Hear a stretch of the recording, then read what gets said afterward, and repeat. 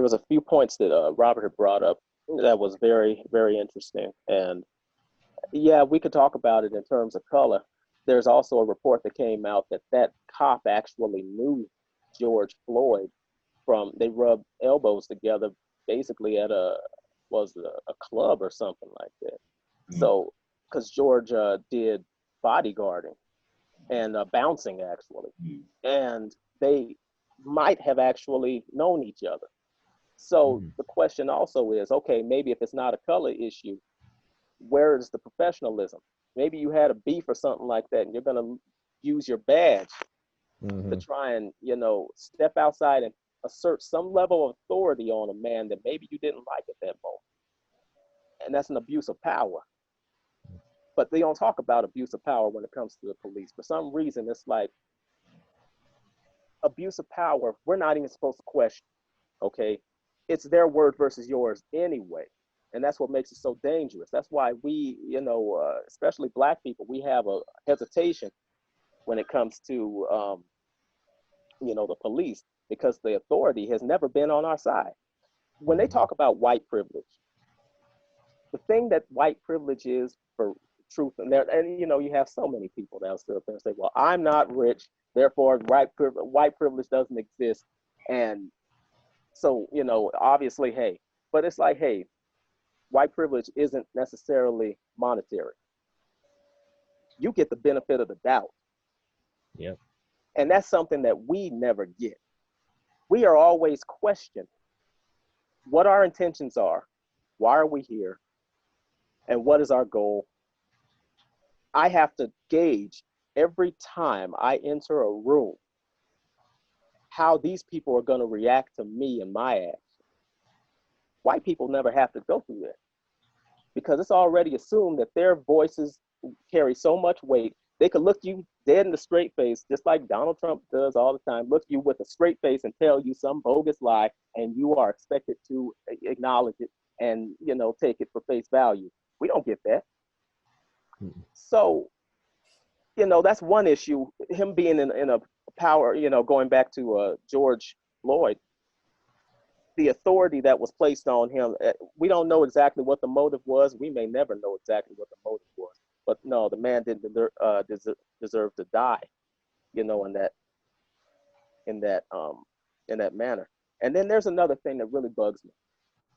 When we say Black Lives Matter, and then you have somebody on the other side that'll say, well, all sides matter. Why do we have to say this? Yeah. Don't we know this?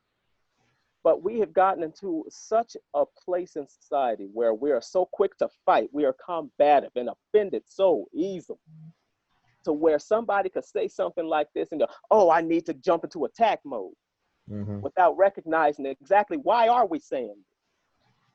You see all the facts in front of you, all right? The young Black kids that are being killed with no explanation, or cops that walk free.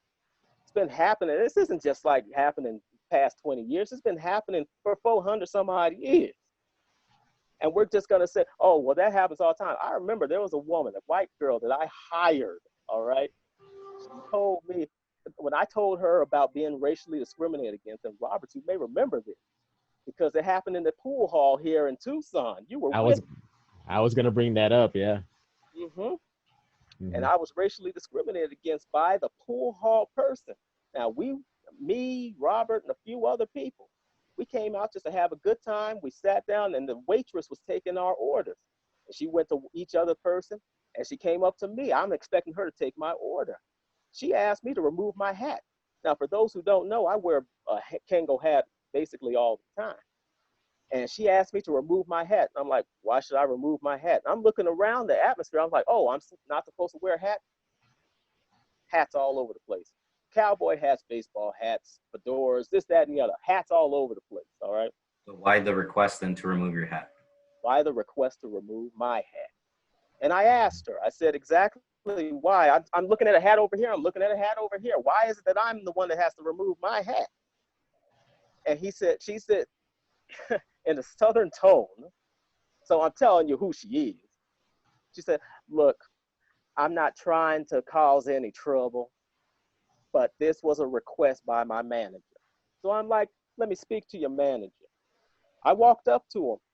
Before I even got to him in speaking range, you know, he looks at me, sits back in the bar nonchalantly, looks at me and says, yeah, you have to go. And I'm sitting up there like, go? What the hell did I do? He gave me no explanation. I said, you asked me to remove my hat. Well, you were kindly asked to remove your hat and you did not do it. I'm looking around. That man over there had a hat. This man over here had a hat. And did you ask them? Oh, we asked them. But they're still here. You're kicking me out. Mm-hmm. I said, from what it seems like, you're making this an issue about me. You're making it seem like you're discriminating against me. No, it's not like that at all. I'm not trying to make it seem as though we're, basically discriminating against you. Yeah. But that's what it was. It was a lie. It was a complete lie. He was in a position of authority and he wanted to assert it against somebody he felt he had dominance against easily, and against somebody that couldn't have a voice against him. Mm-hmm. Because black voices don't matter. This is white privilege. There's so many hypocrites out there, and I guarantee you that dude voted for Trump if he's still alive today. But it hurts to have to constantly, like I said, gauge everywhere you go. I have to watch out who I am.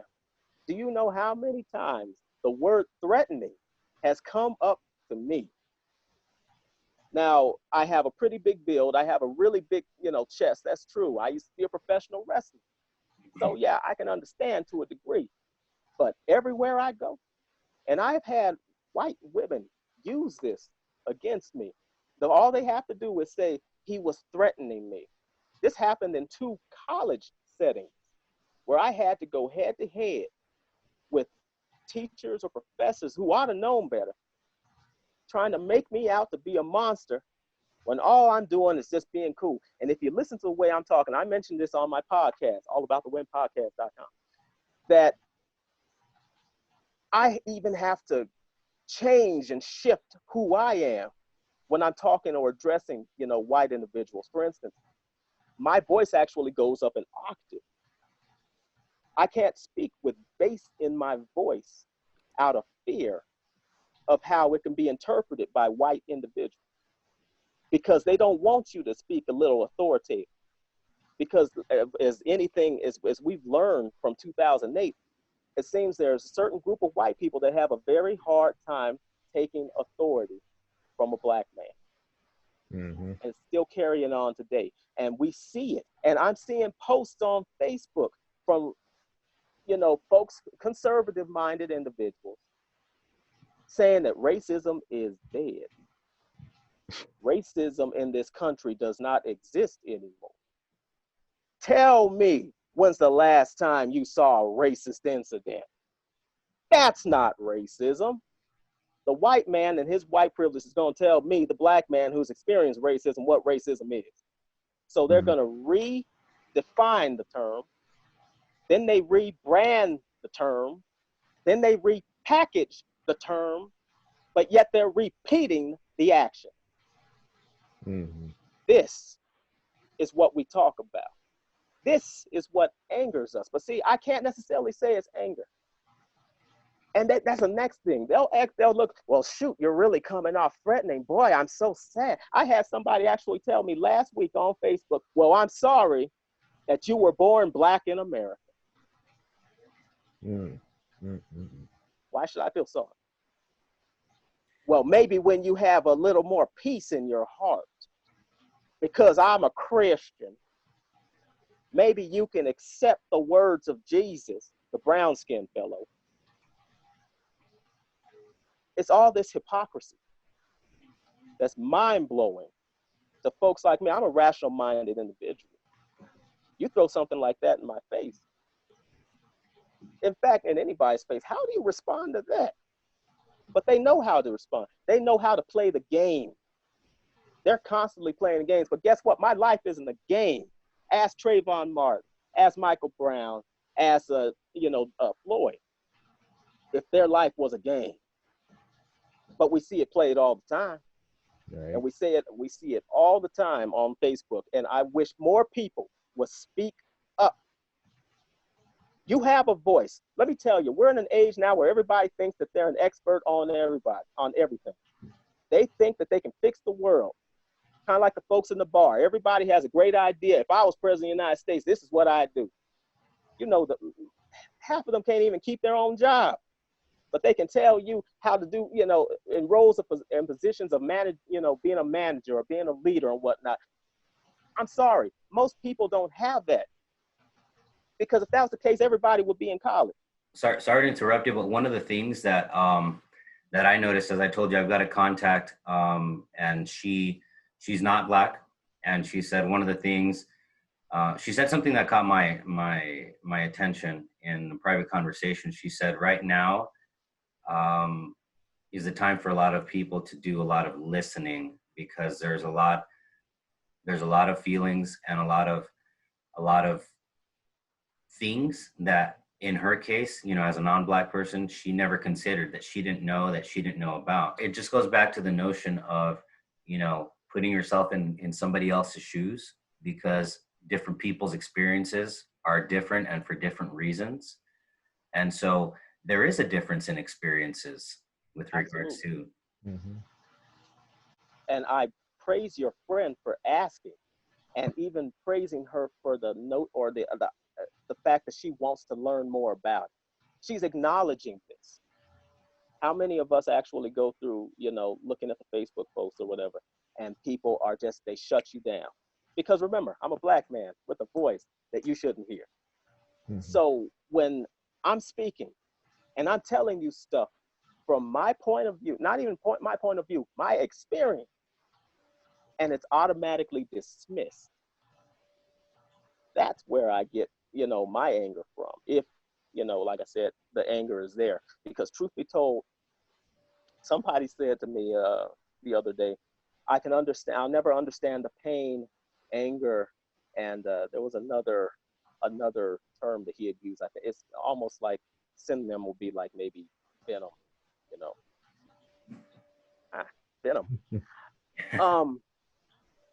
And I said to him, I said, to have venom, you know, over this, it's almost like a revenge, you know what I mean? I'm not seeking revenge on what happened.